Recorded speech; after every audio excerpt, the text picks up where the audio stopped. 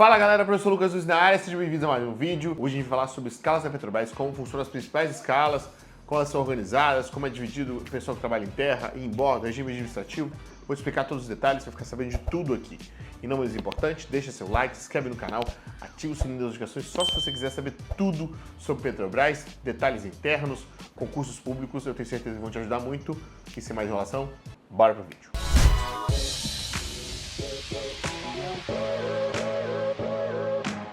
Quando a gente fala sobre escalas da Petrobras, a gente vai começar falando sobre as escalas relacionadas ao administrativo. As escalas relacionadas ao administrativo tem algumas divisões, subdivisões. É a escala presencial, você vai trabalhar em alguma sede da Petrobras, tá? Na parte administrativa. Ou você vai trabalhar em regime híbrido, que é o famoso regime 3x2. Você trabalha 3 dias em casa e 2 no seu local de trabalho. Regime bem interessante, foi aplicado pós-pandemia, muitas pessoas gostam muito dele. E o regime 100% home office, que hoje só está disponível para PCDs e pais de PCDs. Então, 20% das pessoas que fizerem esse próximo concurso que tem reserva de vagas, naturalmente vão ter direito a essa vaga 100% home office, que é bem interessante para as pessoas que se enquadram no regime administrativo. E dentro da escala administrativa, alguns cargos podem ter a possibilidade de um sobreaviso, que é um adicional pequeno para caso você trabalhe no regime administrativo. Eu lembro que tinha um engenheiro da base que trabalhava com bombas centrífugas submersas.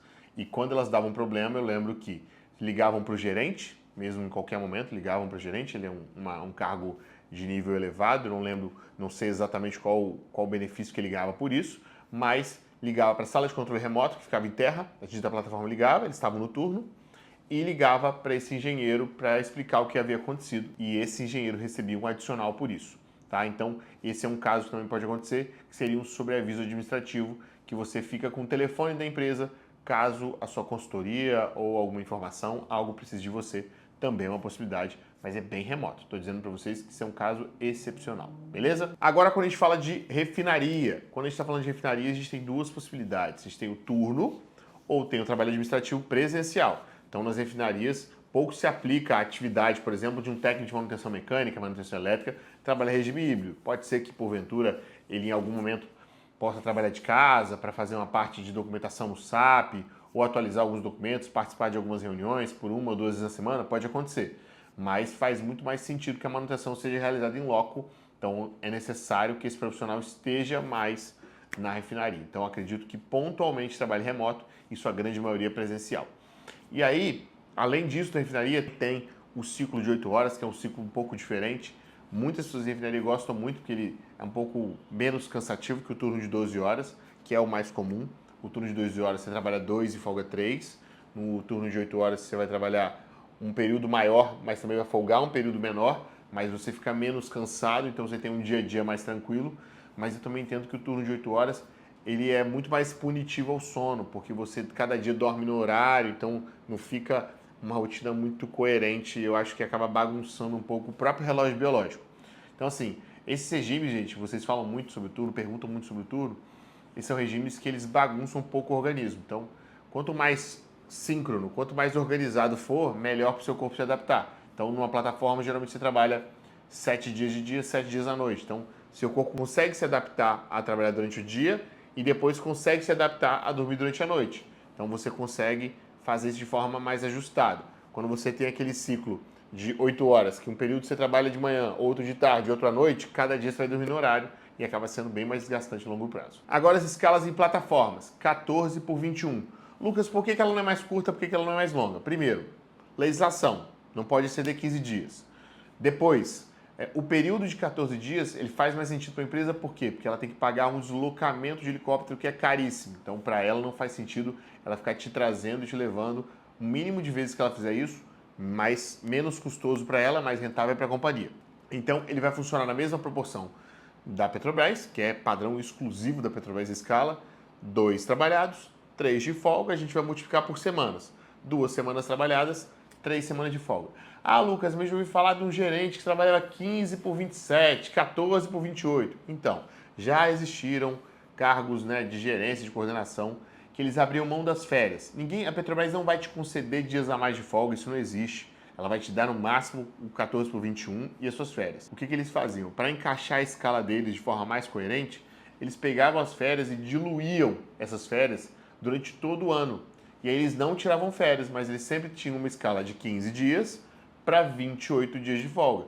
Então ele sempre estava um mês em casa. Então ele trabalhou 2 semanas, folgou um mês. Trabalhou 2 semanas, folgou um mês. Aí ele, para compensar isso, ele ia lá e fazia um embarquezinho de 7 dias no primeiro semestre do ano e conseguia ficar equilibrado. É maravilhosa essa escala, eu considero uma das melhores, mas é muito raro isso acontecer. Eu só vi alguns gerentes e coordenadores fazendo.